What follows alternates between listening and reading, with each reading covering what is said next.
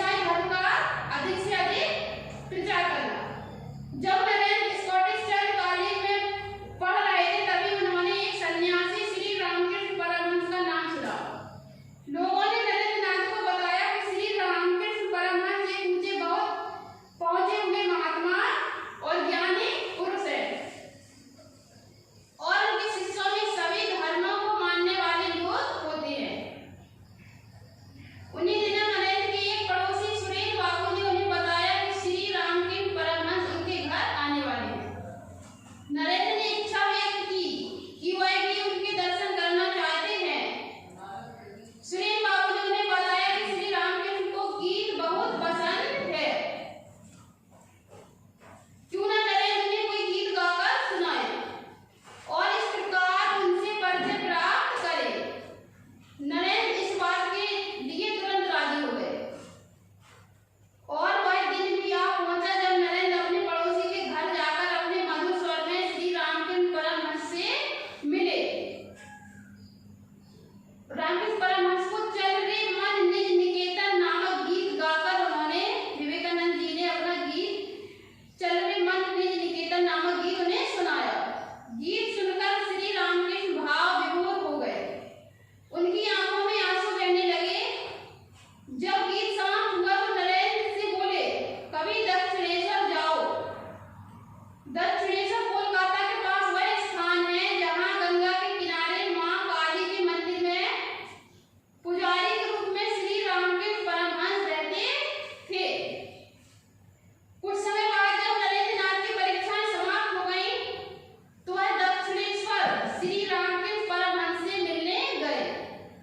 नरेंद्र को देखते ही रामकृष्ण बहुत प्रसन्न हुए और उन्होंने नरेंद्र से कोई गीत सुंदर गीत गाने के लिए कहा।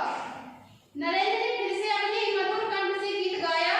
गीत समाप्त होने पर उन्होंने श्री रामकृष्ण से पूछा कि अलग अलग धर्म संसार में क्यों है, क्या इनका कोई उत्तर है या हर धर्म का अलग ईश्वर होता है।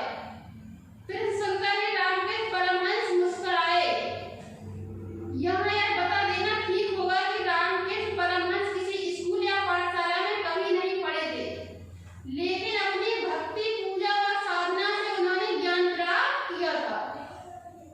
वह हमेशा अपने भक्तों को साधारण भाषा में उदाहरण देकर अपनी बात समझा देते थे। नरेंद्र का प्रेम सुनकर भी रामकृष्ण ने एक जल से भरे एक बर्तन की ओर इशारा किया और बोले, इस बर्तन में जल भरा है। रामकृष्ण परमहंस जी से विवेकानंद जी ने प्रश्न किया कि सभी धर्मों में ईश्वर सबका अलग अलग होता है, तो उसका उत्तर देने के लिए रामकृष्ण परमहंस जी ने एक बर्तन में जल भरा, इसे कुछ और जल भर के कहा है कि इस जल को कुछ लोग जल कहते हैं, कुछ लोग पानी कहते हैं और कुछ लोग वाटर कहते हैं। इसे चाहे जो भी नाम दे दो, लेकिन ये पानी इसका जो मूल स्वरूप है वो क्या है? पानी है, जिसका काम होता है दूसरों की प्यास बुझाना। केवल लोग उसे अपनी तरह अपने अलग अलग नामों से जानते हैं। उन्होंने यह कहा कि ये पानी है, इसके अलग अलग नाम है, वाटर, पानी और जल, लेकिन इसका जो मूल स्वरूप है वो पानी ही है, जिसका काम होता है दूसरों की प्यास को बुझाना। नरेंद्र ने उनसे पूछा कि ईश्वर साकार है निराकार। उसके बाद दूसरा प्रश्न रहता है नरेंद्र जी का कि ईश्वर साकार है या निराकार। श्री रामकृष्ण परमहंस बोले, जब जल बर्फ बनकर जम जाता है तो साकार हो जाता है। साकार में जिसका स्वरूप होता है हमें दिखाई देता है, निराकार जिसका कोई मूर्त स्वरूप नहीं होता है और हमें जो दिखाई नहीं देता है। तो परमहंस जी थे जो उन्होंने कहा कि जब जल बर्फ बनकर जम जाता है तो वह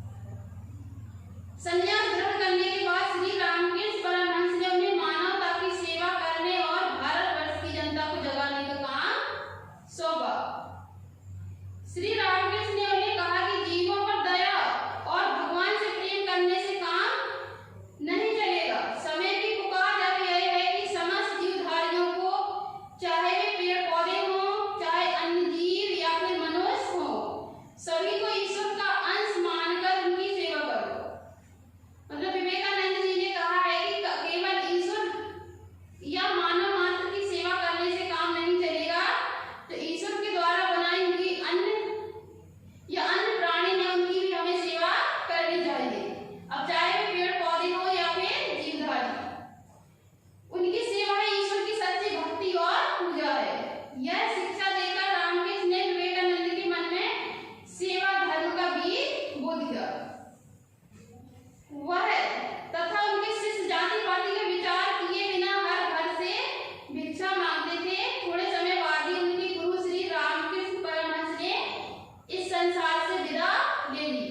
मतलब कुछ समय बाद जो उनके गुरु थे परमहंस जी, उन्होंने इस संसार से विदा ले ली और मानव सेवा का कठिन काम स्वामी विवेकानंद जी के ऊपर या उनके साथियों के ऊपर विश्वास के साथ छोड़कर चले गए।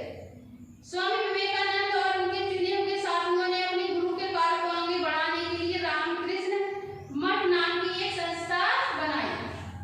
मतलब अपने गुरु थे रामकृष्ण परमहंस जी, उनके नाम पर एक संस्था बनाई जिसका नाम रखा गया रामकृष्ण मठ। यह संस्था बनाई, सेवा कार्य में जुट गए। एक टूटा फूटा मकान बरानगर में लोगों ने उन्हें दान में दे दिया। मतलब इस संस्था के लिए एक टूटा फूटा मकान उन्हें अन्य लोगों ने दान में दे दिया। वही उनका पहला मठ बना। भिक्षा मांगकर वे लोग वहीं आते और अपने काम को आगे बढ़ाने के बारे में सोच विचार करते। कभी ज्यादा पेट खाना मिलता तो कभी वह भी नहीं। श्री रामकृष्ण के गृहस्थ भक्त बीच बीच में आकर मठ के खर्च के लिए दान भी दे जाते। इसी तरह धीरे धीरे उनका काम चलने लगा। विवेकानंद ने समूचे भारतवर्ष की यात्रा की और स्वयं अपनी आंखों से भारत की जनता की गरीबी और कष्टों को देखा।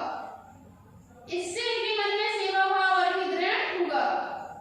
उन्होंने अमेरिका में होने वाले सर्व धर्म सम्मेलन में भी भाग लिया। यूरोप के अन्य देशों की भी यात्रा की। वहां लोगों की अमीरी और अपने देश की गरीबी देखकर उनके दिमाग में एक नई बात पैदा हुई। उन्होंने देखा कि यूरोप और अमेरिका में धन व सुख की सामग्री तो है, लेकिन मन की शांति लोगों में नहीं है। मतलब जब जो विवेकानंद जी थे वो अन्य देशों में गए, यूरोप या अमेरिका में, तो उन्होंने वहां पर एक बात को महसूस किया कि वहां पर क्या है, व्यक्तियों के पास धन व सुख की सामग्री तो है, लेकिन मन की शांति लोगों में नहीं है। यही सुन के मन में लेन देन की नई योजना ने जन्म ले लिया। उन्होंने निश्चय किया कि भारत की उन्नति के लिए यूरोप और अमेरिका की वैज्ञानिक शिक्षा को भारत में लाना होगा और भारत के ऋषि मुनियों द्वारा प्रचारित आध्यात्मिक ज्ञान अमेरिका और पश्चिमी देशों को बदले में देना होगा।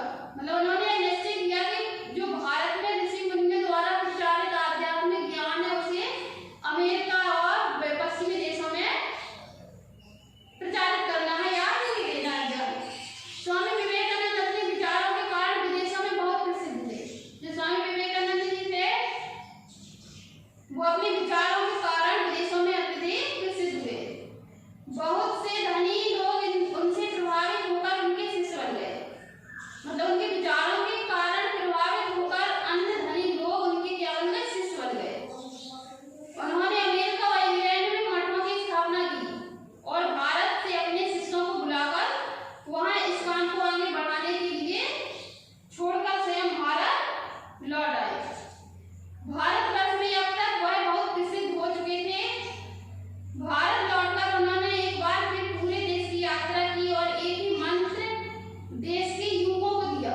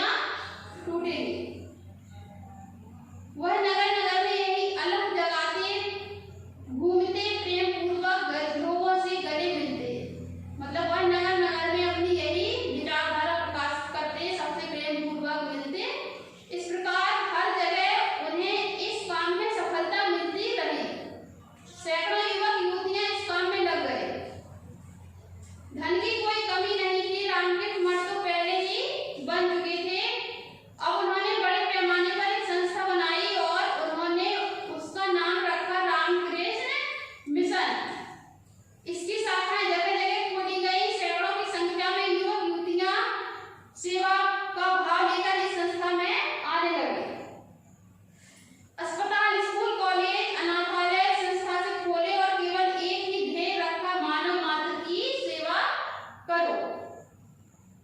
जाति पाति की सीमा से परे मानव को ईश्वर का अंश जानकर सेवा करो। मतलब उन्होंने सभी को यह संदेश दिया कि जाति पाति की सेवाओं से ऊपर उठकर हमें एक ही ध्येय बनाकर रखना है कि मानव मात्र की सेवा करना है।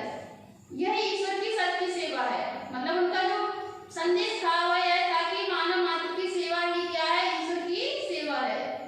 स्वामी जी के अनेक विदेशी शिष्यों ने भी मानव सेवा की इस योजना में भाग लिया। ऐसी ही एक अंग्रेज महिला मार्गरेट नोबल ने तो स्वामी विवेकानंद से दीक्षा भी ली। स्वामी जी ने उनका नाम रखा भगिनी निवेदिता। ऐसी ही उनकी कई विदेशी शिष्यों और शिष्यों ने बहुत सा धन स्वामी जी को दिया। मिसेस बुल जब उनकी शिष्या बनी तो स्वामी जी ने उन्हें धीर माता नाम दिया।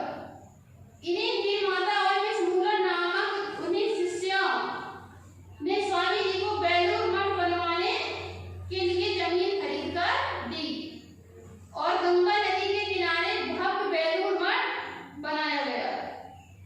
बेलूर मठ ही रामकृष्ण मिशन का प्रधान कार्यालय है और मिशन की पूरी कार्यवाही का संचालन यहीं से होता है। संचालन है उनकी रामकृष्ण मिशन का, वो कहाँ से होता है, बेलूर मठ से। देश विदेश में रामकृष्ण मिशन की अनेक शाखाएं प्राणी मात्र की सेवा में भी लगी हुई है। 12 जनवरी सन 1863 में जन्मा बालक विले नरेंद्र नाथ बनकर अंत में स्वामी विवेकानंद बना। विवेकानंद बनकर उन्होंने भारत को ही नहीं वरन समस्त विश्व को निडरता, प्रेम और सेवा का नया पाठ पढ़ाया। देश विदेश में घूम घूमकर उन्होंने भारत की मानव प्रेम की प्राचीन शिक्षा का प्रचार किया। मतलब उन्होंने देश विदेश में सभी जगह घूम घूमकर मानव प्रेम की प्राचीन शिक्षा का प्रचार किया। उन्होंने विदेश से भ्रमण से लौटकर जो उपदेश देश के युवक युवतियों को दिए उसी जागृति का यह फल हुआ कि भारतवासियों ने 50 वर्ष के अंदर ही गुलामी की जंजीरें तोड़कर देश को अंग्रेजों के शासन से मुक्त करा दिया। अर्थात भारत को स्वतंत्र कराने में विवेकानंद जी का भी महत्वपूर्ण अभिनय है। अब आपको इस पाठ के अंतर्गत जो उसके शब्दार्थ हमने अपनी बुक में लिखना है, बुक में मतलब बुक से देख के नोटबुक में लिखना है। उसके बाद सही विकल्प चुनिए। नरेंद्र ने प्रवेशिका की परीक्षा पास की थी।